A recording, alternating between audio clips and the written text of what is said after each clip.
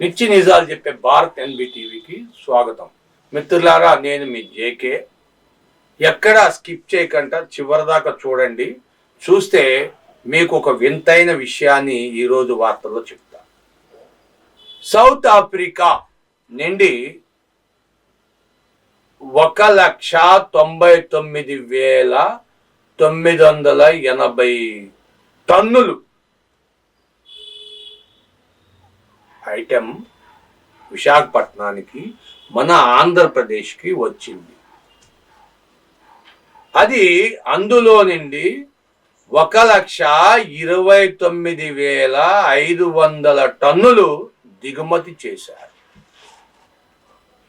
ఏంటి ఇన్ని టన్నులు, ఎంత ఉంటుంది ఏంటి అంటారా?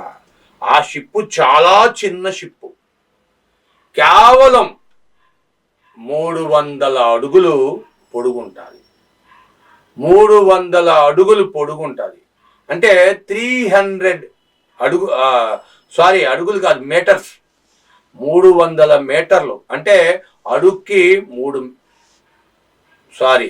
మీటర్కి 3 అడుగులు. 3 అడుగులు కలిపితే 3.3 అడుగులు 3 అడుగుల 3 అంగుళాలు కలిపితే 1 మీటరు. దాన్ని లెక్కేసుకోండి.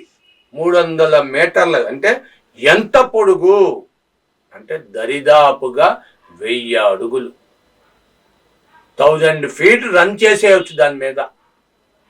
సరే, ఇది పక్కన పెట్టండి. వెడల్పు వచ్చి 50 మీటర్లు వెడల్పు, 50.41 అంగుళాలు. అంటే మరి చూడండి ఎంత వెడల్పు, చాలా తక్కువగా, చిన్నది కాదు. ఎత్తు వచ్చి నీళ్ళల్లో ఉన్నది 18.41. వాటర్ మీద కనబడే హైటు 18 మీటర్ల 41 పాయింట్ హైటు. ఎప్పుడైనా చూసారు ఈ షిప్ని? ఇది కార్గో షిప్పు. ఈ షిప్పు తొలిసారి భారతదేశంలోకి, అందుట్లో విశాఖపట్నంలోకి ఎంటర్ అయ్యింది. ఇంతవరకు ఎప్పుడు కూడా ఇంత పెద్ద షిప్పు భారతదేశంలోకి రాలేదంటే మీరు నమ్మాలి. ఇంత పెద్ద షిప్పు తయారు చేసిన మగాడు కూడా లేడు. సౌత్ ఆఫ్రికా వాళ్ళు పంపించారు ఈ షిప్పుని. అది ఒక రకమైన కెమికల్ పౌడర్ని, అది దేనికి ఉపయోగిస్తారో తెలియదు. ఆ పౌడర్ని ఇన్ని టన్నులు 1,24,500 టన్నులు దిగుమతి జరిగింది మన విశాఖపట్నంలో. మరి మీరందరూ విశాఖపట్నం వెళ్తున్నారా? ఎందుకంటే ఆ షిప్పు చూడడానికండి. అది ఆ కెమికల్ మనకు అవసరం లేదండి. అంత పెద్ద షిప్పు మీరు ఎప్పుడు చూసుండ్రు.